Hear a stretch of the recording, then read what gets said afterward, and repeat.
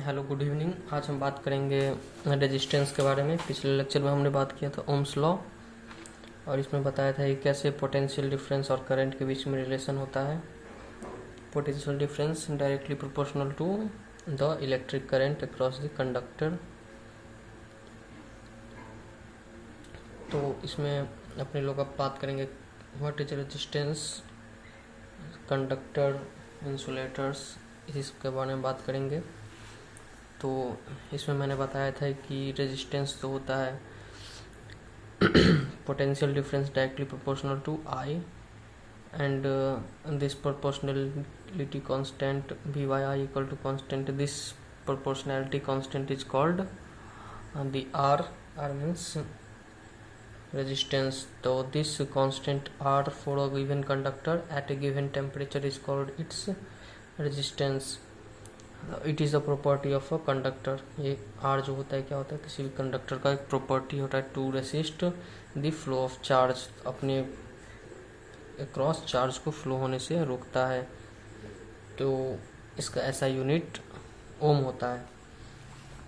और ये भी बताया था कि 1 ओम किसको कहेंगे, यदि कंडक्टर के क्रॉस 1 वोल्ट का पोटेंशियल डिफरेंस है और उसमें 1 एम्पियर का चार्जेस फ्लो हो रहे हैं, तो क्या कहेंगे अपने लोग कि उस कंडक्टर में 1 ओम का रेजिस्टेंस है। आइए आगे बात करते हैं।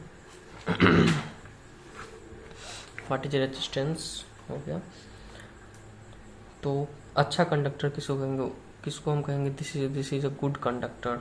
जिसमें बहुत कम रेजिस्टेंस हो उसको क्या कहेंगे, वो बहुत अच्छा कंडक्टर है। तो वही लिखा हुआ है, a component of a given size that offer a low resistance, यानी कि बहुत कम रेजिस्टेंस होगा तो उसमें ज़्यादा करंट क्या होगा, फ्लो होगा, तो उसको बहुत ही अच्छा कंडक्टर कहेंगे अपने लोग। जैसे सिल्वर, गोल्ड, कॉपर, ये सब बहुत अच्छा कैटेगरी का क्या होता है कंडक्टर। एल्यूमिनियम, ये सब बहुत अच्छा कंडक्टर होता है।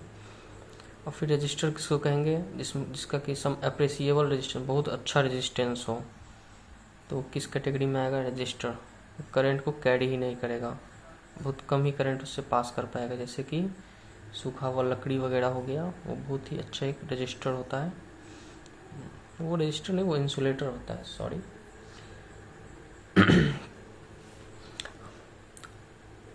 अ component of identical size that offer a higher resistance is called a poor conductor. तो जिसका बहुत ही अच्छा, एकदम बहुत ही ज़्यादा हाई रेजिस्टेंस होगा, उसको क्या कहेंगे अपने लोग, ये पुअर कंडक्टर है, ये अच्छा कंडक्टर नहीं है, this is not a good conductor.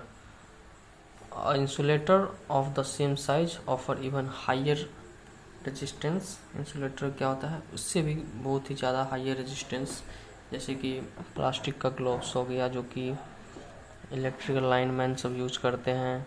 और आप लोग देखे होंगे ट्रांसमिशन लाइन के नीचे एक वो कीट का रेड कलर का टाइप में लगा होता है बहुत सारा चीज़, क्या होता है, बहुत ही अच्छा रेजिस्टेंस की तरह से बिहेव करता है। तो एग्जांपल में प्लास्टिक, ग्लास, वुड और क्या होता है पेपर, ये सब क्या है, बहुत ही अच्छा रेजिस्टेंस है। यानी कि इस सब को पकड़ के आप करंट को टच कीजिएगा तो उससे आपको करंट नहीं लगेगा और ना ही उससे करंट पास हो सकता है, बहुत नेग्लिजिबल अमाउंट में पास होता है। एक बहुत ही अच्छा चीज़ है सेमी कंडक्टर।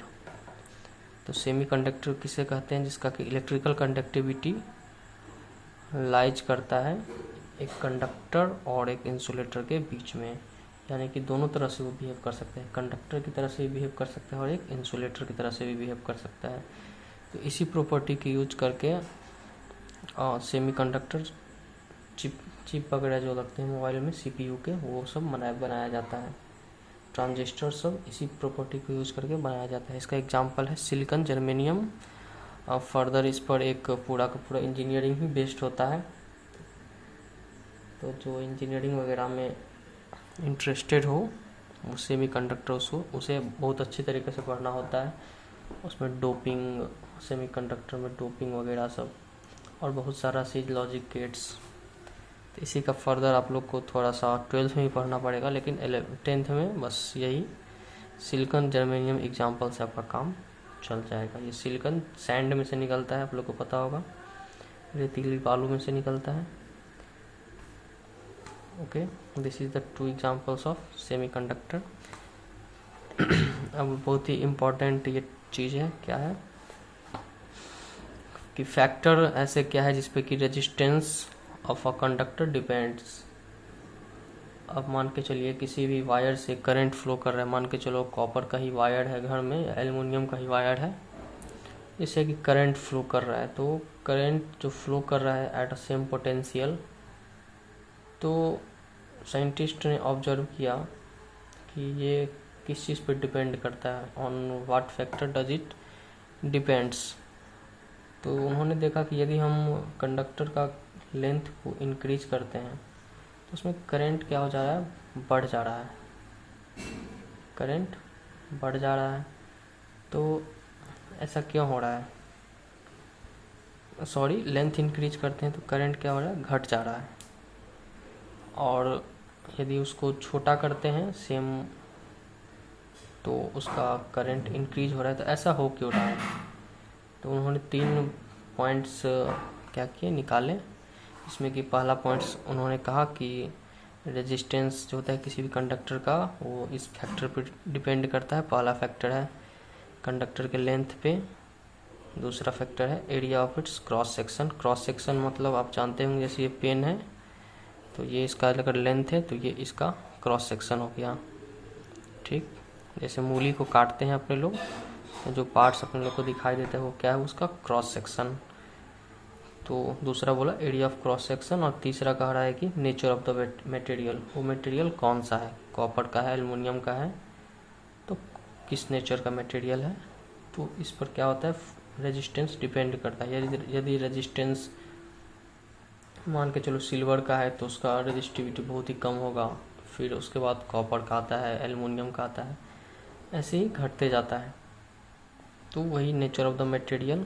तो इससे एक रिलेशन निकलता है, resistance R directly proportional to, this is the sign of proportionality, directly proportional to length, यानी कि L, and R inversely proportional to area. इसका क्या मतलब है, R directly proportional to L, यदि लेंथ को इंक्रीज करेंगे तो क्या होगा, अपने लोग का रेजिस्टेंस भी बढ़ेगा।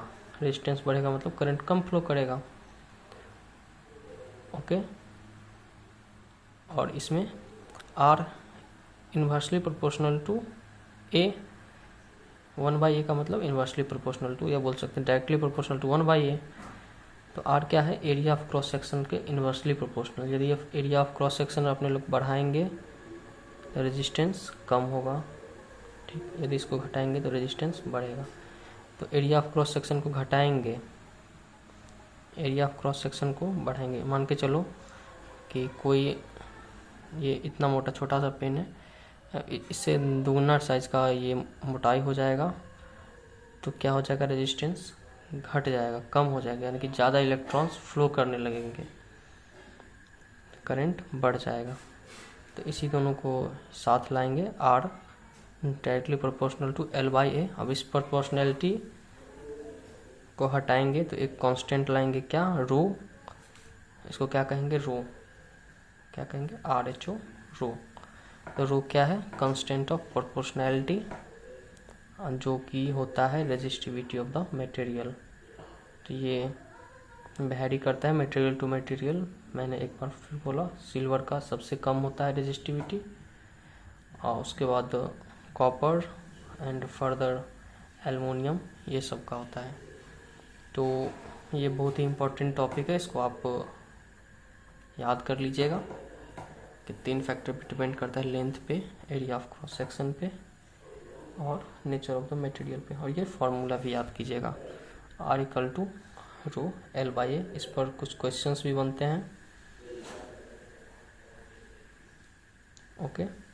देखिए 10th में बहुत बेसिक सी चीज़ें ही पढ़नी होती है, ज़बरदस्ती नहीं। आप अभी 11th में एंट्री कीजिए, या फिर 12th के JEE बेस्ट वगैरह में आप अगर बेसिक्स चीज़ भी पढ़ते हैं तो, और उसको समझते हैं अच्छे से, तो आगे आपको आसानी होगी। अगर आप अभी से ही कॉम्प्लिकेटेड कठिन चीज़ों में चले जाएंगे तो बिना मतलब का टायर्ड हो जाएंगे। ज़रूरी नहीं है कि हर चीज़ हमको पॉइंट्स पूरा का पूरा एकदम पूरा कवर ही कर ले हम, ठीक है ना। कुछ छूट भी जाती है, अगर मान के चलो, और जैसे मान के चलो सेमी कंडक्टर में ऐसा कुछ डोपिंग वगैरह छूट भी गया तो उससे अभी कुछ ये नहीं होने वाला है, बहुत बड़ा लॉस हो गया, घाटा हो गया। तो बस अभी एक बेसिक्स चीज़ अच्छे से समझ लो, जैसे आप ये समझ लो अच्छे से, ये सब बहुत आगे अच्छे से काम आने वाला है। तो छोटा छोटा चीज़ को ही अच्छे से समझने, ज़रूरी नहीं है कि पूरा का पूरा अभी हम गैलेक्सी को ही समझ लें, संसार को ही समझ लें, क्योंकि नॉलेज इज इनफाइनाइट, ये इसका कोई एक अंत नहीं है। छोटा छोटा चीज़ अपने लोग समझ के चलेंगे तो अच्छे से कोई भी कंपटीशन का एग्ज़ाम हो, इंजीनियरिंग का जेई वगैरह हो, कोई भी अपने लोग फाइट कर सकते हैं। चलिए आगे अब बात करेंगे कॉम्बिनेशन ऑफ रेजिस्टेंस सीरीज में क्या होता है, रेजिस्टेंस का कॉम्बिनेशन पैरेलल में कैसे होता है। तो ये सभी कुछ इम्पोर्टेंट है, 2 लेक्चर में ख़त्म होगा चैप्टर, वही कॉम्बिनेशन ऑफ रेजिस्टेंस और एक heating effect of electric current. चलिए इसको कंप्लीट करते हैं। Thank you for watching. Okay, thanks.